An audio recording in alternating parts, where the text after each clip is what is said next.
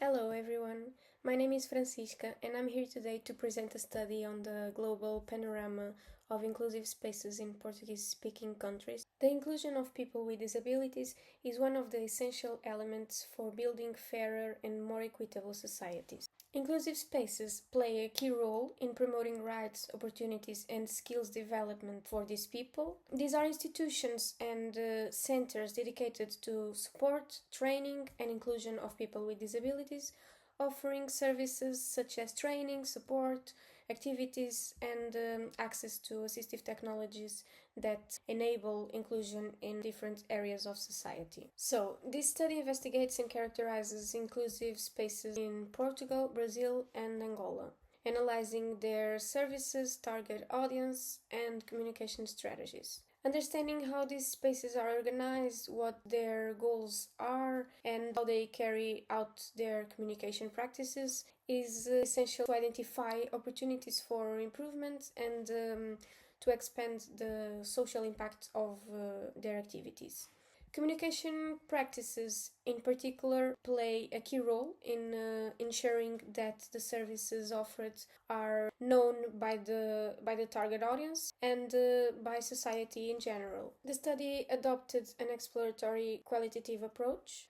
Data was collected through semi-structured interviews with the representatives of 16 different inclusive spaces located in Portugal, Brazil, and Angola. The data was analyzed with NVivo software using thematic coding to identify patterns. It was found that the main goal of the spaces are to support and train people with disabilities, then promoting quality of life and professional inclusion, recreational activities, well-being programs, and insertion into the job market were mentioned by 56 of the respondents, and then training professionals and caregivers.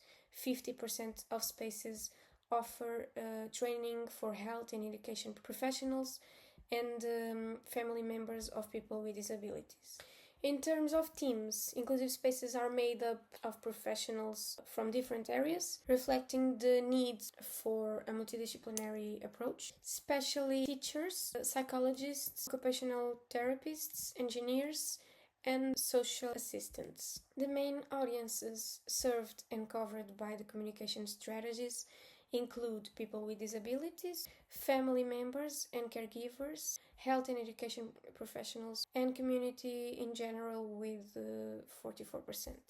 The media most used by inclusive spaces to promote their services are websites, social media, word of mouth, and presentations at schools and institutions. These also prove to be effective strategies, campaigns based on real stories of overcoming and success, explanatory and promotional videos to sensitize the public, and even use inclusive communication. The main challenges facing by the participants include lack of communication strategies, lack of time and human resources, and financial limitations.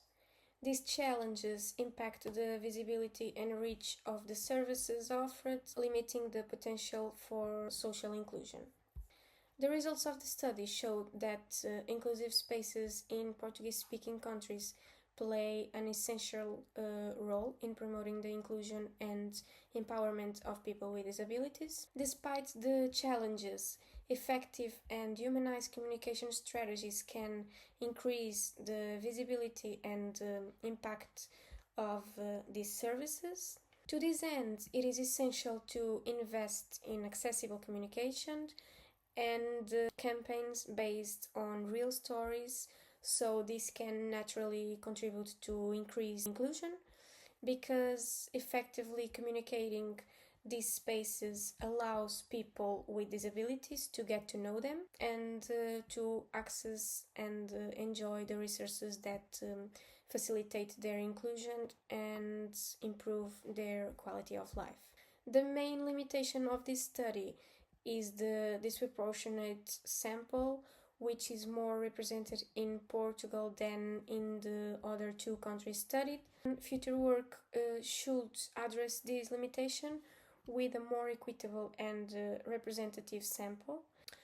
Thank you so much. If you have any questions, feel free to contact me.